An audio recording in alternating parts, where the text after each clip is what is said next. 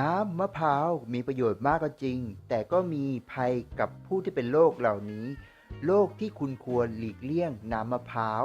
ประโยชน์ดีๆของน้ำมะพร้าวก็มีให้ดูนะได้โอริแชร์ออนพรีเซนต์สวัสดีครับสำหรับใครที่เข้ามาติดตามรับชมอย่าลืมกดแชร์ไลค์ Subscribe และกระดิ่งแจ้งเตือนด้วยนะครับเอาแหละไปรู้จักกันเลย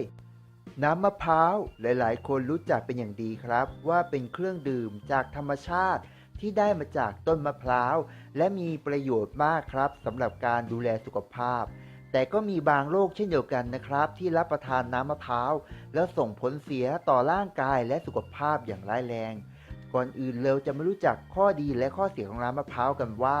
ใครดื่มแล้วดีและใครดื่มแล้วเสียหายอย่างแรงเอาแหละไปรู้จักกันเลยครับกับประโยชน์ของน้ำมะพร้าวกันก่อนเลยประโยชน์อย่างที่หนึ่งของน้ำมะพร้าวถือว่าเป็นเกลือแร่ชั้นดีสำหรับนักกีฬาครับเพราะว่าสามารถช่วยดับกระหายคลายร้อนแล้วก็ฟื้นฟูร่างกายได้เป็นอย่างดี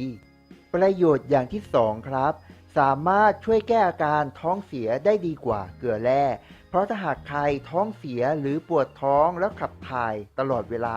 ลองน้ำมะพร้าวดูนะครับรับรองไม่ถึง5นาทีหายเลย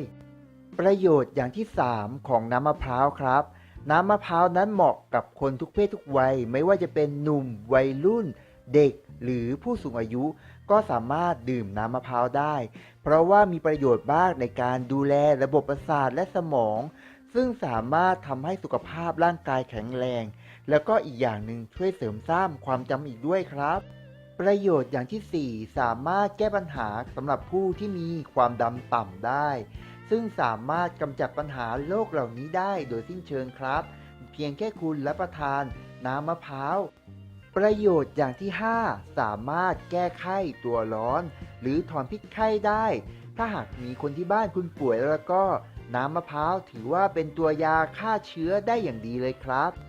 เอาละครับรู้จักข้อดีกันไปแล้วเรามาดูรู้จักกับข้อเสียของน้ำมะพร้าวที่ส่งผลลบกันบ้าง 1. สำหรับผู้ที่เป็นโรคไตวายไม่ควรรับประทานนะครับเพราะส่งผลเสียในการกระตุ้นให้ปัสสาวะบ่อยจึงทำงานหนักกว่าเดิมครับสำหรับไตของคุณ 2. โรคหัวใจครับ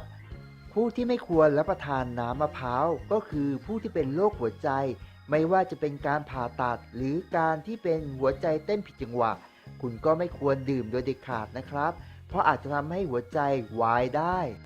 ข้อมูลในวิดีโอคลิปนี้ผมหวังว่าจะเป็นประโยชน์กับทุกท่านและอย่าลืมกดแชร์ไลค์ Subscribe และคอมเมนต์ด้วยนะครับ